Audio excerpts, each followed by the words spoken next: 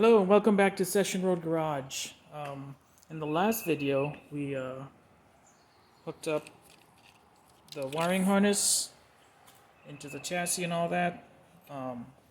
And I actually got the motor started, put the ECU in, got the motor started. Started up pretty easy.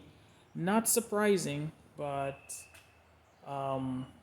still good to know that it starts right up and settled into a decent idle, high idle, because a lot of the stuff's still not hooked up. The intercooler's not hooked up. I did the intake system with the MAF installed. The radiator. Haven't fully installed this because I'm still missing the coolant lines for the heater hoses and stuff. So these two here. I don't know if you can see it. There you go. Kind of hard to see with that other hose in there. But those need to be hooked up back there, so I can't put coolant in it, and I still have to put this lower hose in, which is not really a big deal. But I did because everything worked out when I started it, I decided to do an oil change, and the oil that we use is this. I use this in every single car that I have. I use it in the GTR, all the SRs. We had it in this. We have it in this. Every car that comes through here gets it.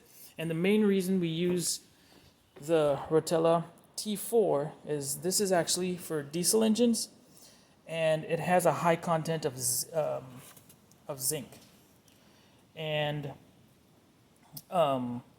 zinc is one of the things that are missing in most of the synthetics, unless it's actually in there. Like there's, I think Valvoline actually has an oil, a synthetic with ZDDP or something like that, but it's got zinc in it. So everyone has an opinion on it. I have had good luck with that oil, so I'll continue using that oil. If someone has an opinion or more advice, feel free to drop it down in the comments. But that's the Shell Rotella 15W20 is 15W40 is what I use in all these older Japanese motors that I have on or that I work on. So there's that. So back to this. Like I said, I just put fresh oil in it, put a new filter in it, and we're gonna go ahead and give it a crank. I pre-cranked it to check the oil with had this unplugged, so I cranked it, made sure the oil got all the way through the system, and now we're gonna crank it up and start it. So let's go ahead, get this on there, and then we'll go over a couple of things what I'm gonna do today. So let's see.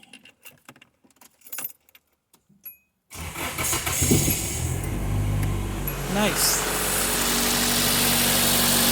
On the camera picks up a lot of noise, but it's for it's here right now, it's quiet, but the camera picks up a lot of internal noise in the motor, so it probably sounds a lot noisier on the video.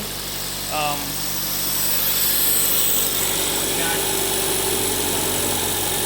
good back pressure right there.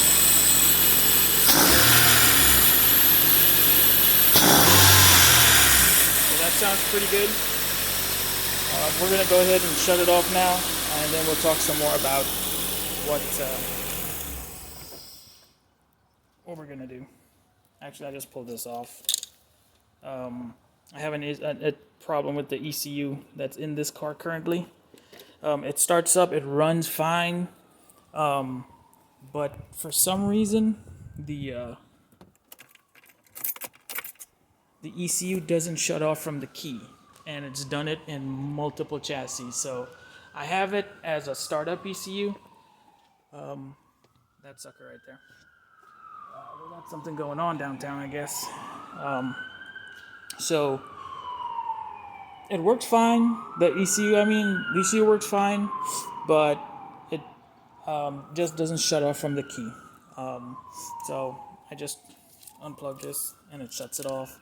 Take this off, and it kills power to the ECU.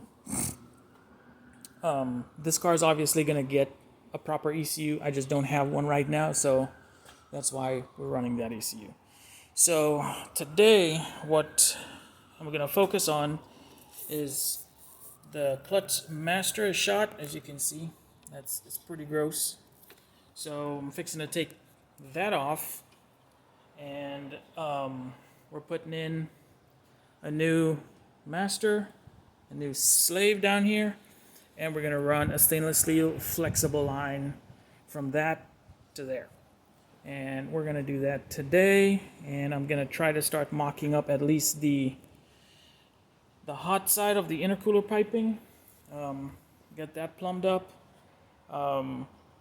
and then the thing is with this is that the battery tray right here is where part of the cold side intercooler piping goes. So typically we use a Miata battery, and there's a little bit of clearancing we do right here, and then the battery sits like this. Battery sits this way, the Miata battery sits this way, and it has enough room where I can drill a hole with a hole saw in this section of the battery tray, and piping comes up underneath, comes in here, boom, goes in there.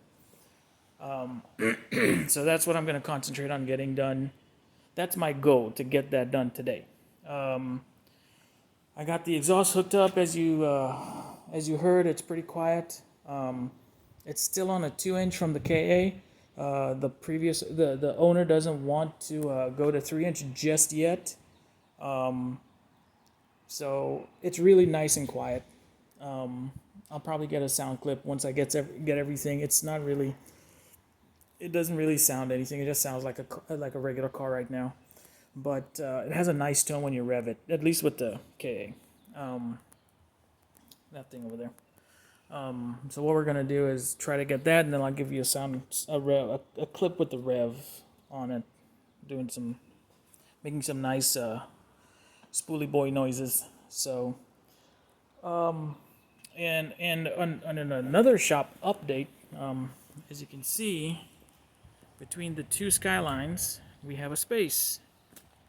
And I had a guy come by and look at the Mazda RX-7 yesterday, and he bought it. So him and his son are going to do a project with that. So I dropped that off yesterday for him. But otherwise, yeah, this is what we're going to be working on. I know it's kind of a rambling video, but really haven't had time to get much done with the shop. So I'll get those things buttoned up, and in the next video, hopefully you get to hear a sound clip and possibly see this thing driving. So until then, you guys stay safe, and thank you for watching.